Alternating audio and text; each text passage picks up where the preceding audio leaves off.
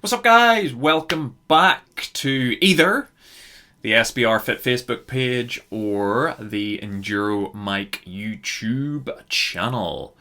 We are back for yet another weekly check-in, number 4 of 2021. On a roll. Managed to do 4 of them. Let's hope we can carry that trend on. Not promising anything, but we're going well so far. Guys, before we get into the detail of what has been an interesting and fun rest week, if I could ask you to very quickly just either like the Facebook page, there should be a like button somewhere around here somewhere, or subscribe to the YouTube channel and click the little bell button so that you get notifications whenever my videos appear. There's going to be a lot more technical stuff coming out soon. I've put a plan in place of what I want to talk about. I might touch on that towards the end of today's video, but if you get that bell button, you're going to get loads of really useful stuff into your YouTube notifications. And if you can follow on the Facebook page, then you'll get some useful stuff there as well. As always, if you watch this and you find it useful, please feel free to share it with other people who you think may also find it useful. Alright, that's enough rambling from me. Let's get into the detail. We'll fire up Trainingpeaks and see what I was up to this week. See you in a second. Alright, so Trainingpeaks time. As always, what I'm going to do is just talk a little bit about the overall view of the week, and then we'll kind of drop into some specific workouts and see what happened within those. So this was a recovery week. Recovery week, you might be sitting there and going, dull, probably not that much to talk about. On face value, that may well be true, actually. But what I do in recovery weeks is I do all of my testing. So in this week, obviously there's no access to swimming pools, so there's going to be no swimming testing done. But there is a threshold test running, and there is an FTP test cycling. There's also a third test that I did on Sunday in my long ride, which I'm going to talk about once we get to that point. But what's the overview of the week look like? So total duration completed, planned was 12 hours and 4. I completed 10 hours and 46. If we compare that to the previous week, we're at 16 hours and 56, so a good sort of 6 hours less this week, which is, I suppose, pretty standard for a recovery week, if I'm going to be honest. Total TSS completed was 690 off a target of 794. Again, no swimming. I say this every week, I'm sure you're bored of hearing it. No swimming, so that's why the TSS is less. I keep planning in the swim sessions because whenever I look back on this training next year, when I'm looking at planning next year, it's going to be important to see what I didn't do at this point in time, yeah? So if we look duration-wise, 7 hours 55 on the bike, 2 hours 50 running, and a run distance of 24.9, which when compared to last week's 50.6 is quite a bit of a change. Just coming in to look at our fitness, our fatigue, and our form. So fitness, as I've talked about in my jargon video, I'll throw a link below to that if you're on Facebook, and there should be a little marker showing up somewhere to point you to that if you're on the tube of you. So chronic training load, so this is the training load sort of over a longer period of time, is sat at 94, so that should have dropped slightly. Let's have a look. Last week it was 93. Oh, it's actually gone up. Weird. That's because of the long-term kind of look that takes. And again, that's fully explained in the video. I'm not going to go into it here because that's not what this is for. Fatigue. So fatigue is acute training load, and that's kind of measured over the previous sort of 7 days-ish. 119 as compared to 152, so it's quite a bit lower. What we may see is that next week, this fitness number might take a little bit of a knock, and that's absolutely fine. The reason why we do that is so that we can freshen up. You can't train hard the whole time. It would end up you'd get burnt out or injured or whatever. Your body would force you in some way or shape or form to rest. That's why we schedule in a rest week. I do mine as a 3-week on, 1 week off block of 4 weeks because that works well in my head. But you can also do like a 2-week on, 1 week off block. I wouldn't go to like a 4-week on block because that's just a little bit too long. If you're training appropriately and you're training to the right levels, you should need that recovery week in week 4. And as I was saying to you in last week's video, I needed this week. Last week I was pretty damn tired. Alright, so that's that. Stats for the week. VO2 max has bumped to 62 from 60, so we've got a 2-point increase there, which is cool. As I always say, it comes from my Garmin. I know it's not accurate, although it's probably not too far away. The last time I got into a lab and had VO2 tested, it tested at, I think it was like 64. So it's probably not too far away, but it's always as inaccurate. And this is what I keep saying: whenever you test, whenever you want to measure something, you want it to be comparable. It doesn't matter whether it's accurate, as long as it's always as accurate or always as inaccurate, because then you can see the difference. I think that makes sense. Yeah. So we've gone up by 2, which is cool. And I can actually feel that now. I feel a lot better in my aerobic work. Cycling stayed at 61. What I've realised is that because I don't use my Garmin while I'm on my watt bike now, it's not actually taking my cycling into account. So what I need to do is whack the Garmin onto the watt bike and see where it's at. But there we go. Weight, 162.8 as compared to 164. Lost a little bit. I'm not overly fussed. It was a recovery week, so my calorie burn wasn't huge. I didn't cut down on eating anything, so we've still got a loss, which I'm going to take that as a win at the moment. And then coming down, resting heart rate at 40. Last week was 42, so pretty much the same. Sleep at 8 hours and 25 minutes. It's not 8.25 hours. I put it in as 8 hours 25 minutes. So from last week was 8 hours 26 minutes. So that's pretty much the same. So overall, all right for a rest week. I'm happy with that. So let's have a look. What did we do? First off was threshold efforts on the Monday. No brick session this Monday. One of the things that I wanted to focus on in this rest week was knocking down my running quite a bit, because I know that the last few weeks before that, my running had been pretty substantial, so I really wanted to give my legs the chance to come down, to get that training effect kind of really meshed into them, and just to give them a chance to recover, really. So we hit up threshold efforts on the Monday, which, coming off the back of this session, I kind of wasn't overly looking forward to, but it was fine. So blocks at high end, sort of zone 4, zone 5.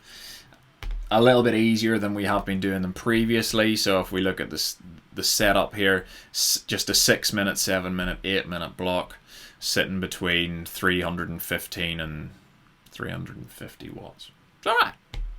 Nice little sesh. We then have the threshold test. If you follow me on Instagram, you will have seen me posting about the threshold test that I did for running. Interesting one, this. I normally do this one, I'm not going to say on a track. It is kind of a track. So we've got like an X sort of athletics-y track thing. It's like 500 to 600 meter tarmac oval path around the park that's like 5 minutes away from me. That's where I normally do my high intensity intervals and my threshold tests, because it's completely flat and it's an oval, so it may as well be a running track. So you can get really good comparable results from it. It's flooded at the moment, so I couldn't really use it. So I did this test out on the road, which doesn't necessarily give me a comparable result, which is kind of annoying, but it does give me a benchmark to base my training off. So I was a little bit bummed that I couldn't make it comparable, but There we go. So what did we come out at? We came out with a threshold pace. So this test, it's a 30-minute test. You run flat out for 30 minutes after doing a warm-up. So my warm-up was like 10 minutes, just some strides and some usual kind of warming up stuff. Then we go into a 30-minute flat-out effort. And what we do in that 30 minutes is just as hard as you can push. So by the time you hit 30 minutes, that's it. You're done. Game over. Can't actually run anymore. When it gets to the 10-minute point, hit the lap button on my watch so that I can then get the 20-minute heart rate reading. And that then gives you roughly what your threshold heart rate is going to be, because it takes about 10 minutes to settle in. Yeah. So the 30-minute overall gives you your threshold running pace, and then the final 20 minutes of the test gives you your threshold heart rate for running. So this came out with an average pace of 5 minutes 53 seconds. So my threshold running pace at the moment is 5 minutes 53. That's kind of bumped up. It was 5 minutes 39. Now, these aren't really comparable because I didn't do it in the same conditions. I didn't do it on the track.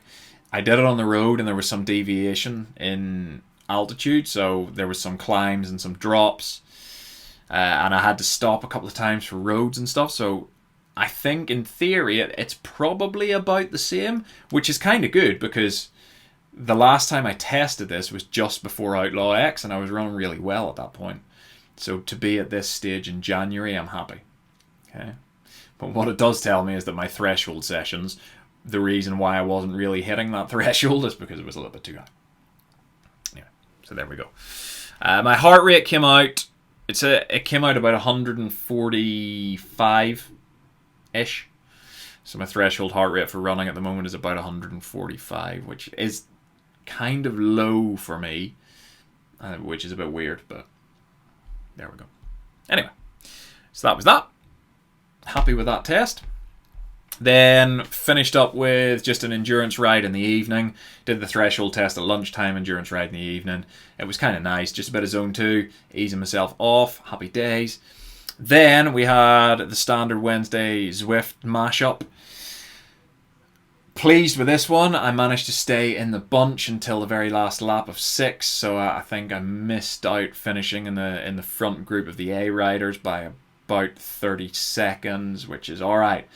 Largely thanks to the fact that I watched a video from Ross Blaney, who's the guy that organised it, who's a guy I used to race with. I've never actually raced with him.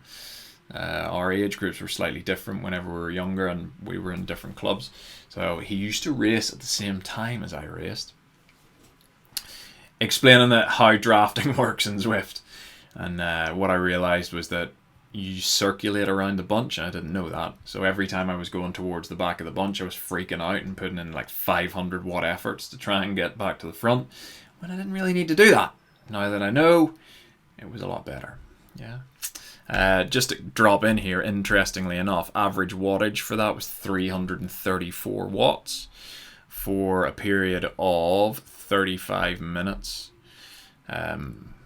which is fairly substantial.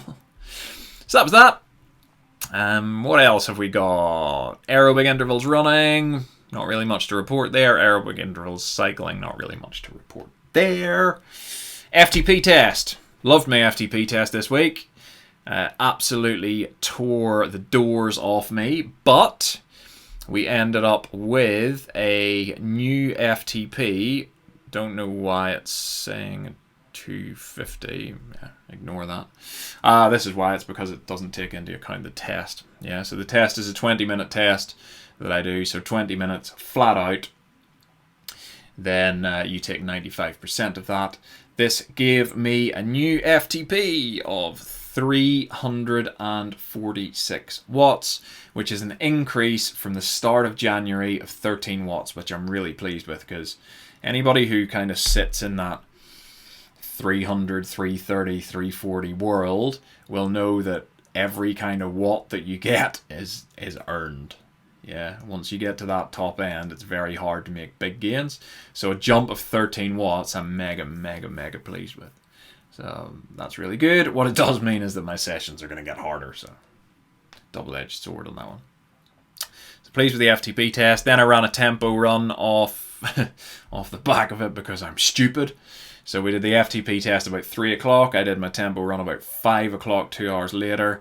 I managed to actually hit my tempo block off the new time, off the new numbers. So, whey!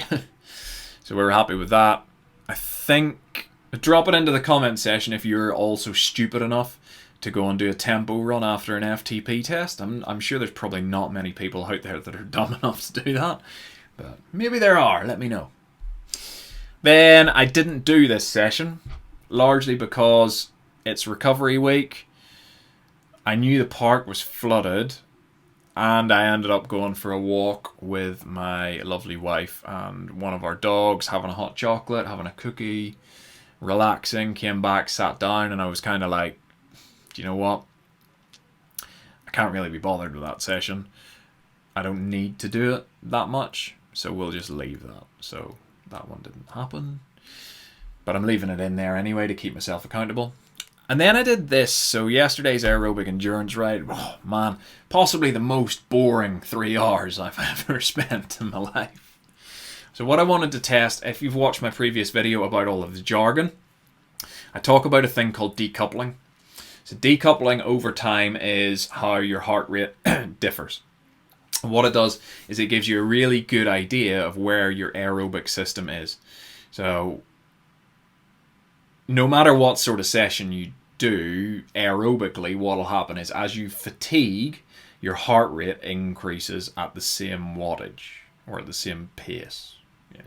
We call that cardiac drift. So that'll manifest in two different ways. If you're holding the same power, what will happen is your heart rate will increase. If you're running at the same pace, what will happen is your heart rate will increase. If you're looking to hold the same heart rate, then the inverse will happen. Yeah. So if you're holding the same heart rate, your power will decrease or your pace will decrease. So that's decoupling. Now, what we kind of look for to see if you are aerobically where you need to be, if your aerobic system is functioning adequately, is that your cardiac drift remains kind of constant. So you want, it's measured as a percentage. To get into the kind of the real technical aspects of it isn't really part of what we're doing here, but ultimately what it does is it splits your session into two halves, and it looks at the average heart rate versus the average power for those two halves of your session, and then works them out as a percentage. Yeah.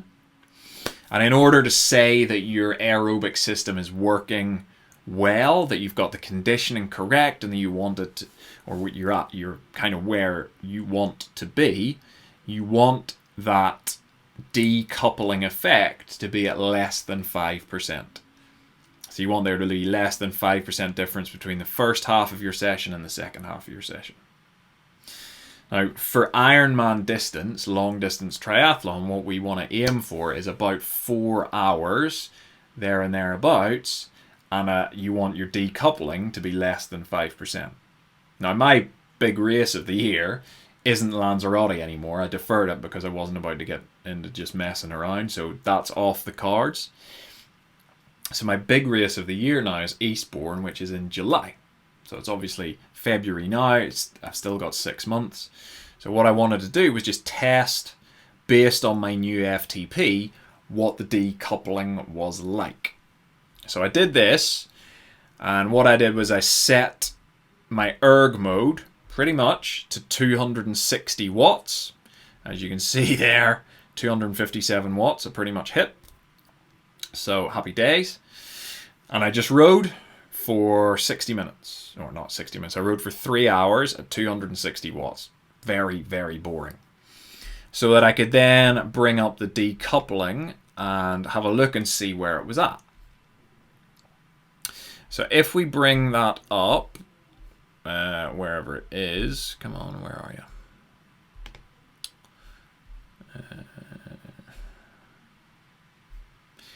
Sorry about this, I will find it in a second. Why can I not find that? Where it is? No.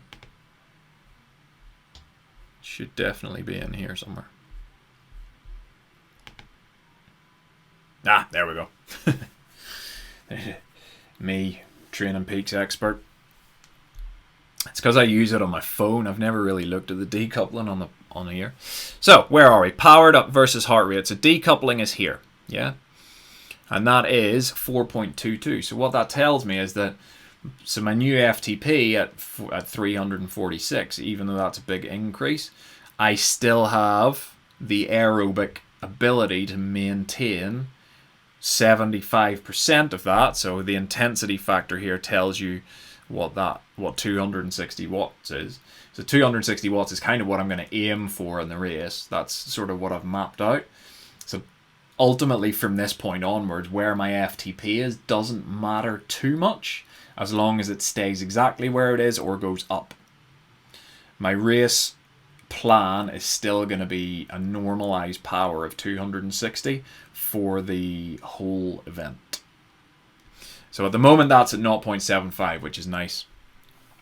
And that gives me a decoupling effect of 4.22 over 3 hours, which is a wicked place to be at this time of the year. Yeah, with 6 months to go, the only thing that you can really see happening, touch wood, barring injury or accidents or any other rubbish that happens, and if that happens, it happens, 4.22 is less than 5%, which shows them kind of where I want to be. And that is that. So, all in all, a pretty good week. I think I've rambled on for bloody ages today. I apologise for that. If you're still here, then I applaud you massively, listening to me talk about my own training. I'm sure it's probably one of the most boring things ever, but I'm quite liking doing it. So if you've watched it, happy days, thank you so much. If you haven't watched it, I absolutely don't blame you. However, I'm going to drop this in just because, you know, it's the thing to do when you make videos, apparently. Please feel free to like the Facebook page so that you get updates. Please feel free to subscribe to the YouTube channel so that you get updates as well whenever new videos come out. There's going to be, I don't want to bombard the world with videos, so I'm probably going to do 2, a maximum of 3 a week, ongoing. This is going to be one of them. The other one's going to be something useful about training, nutritional, or whatever that's going to be, but there will be a structure to it that I'll blast out through the Facebook page. So give that a like. If you know somebody who's training for an Ironman, or you know somebody who has a similar goal to me, which is a Hawaii qualification eventually, then feel free to share this with them, because it might give them some insight into the background of what that looks like from a training point of view. I mean, obviously, everybody's different. This works for me. What works for you may be a different story. But there we go. All right, thank you, folks. I will see you for this one again next Monday.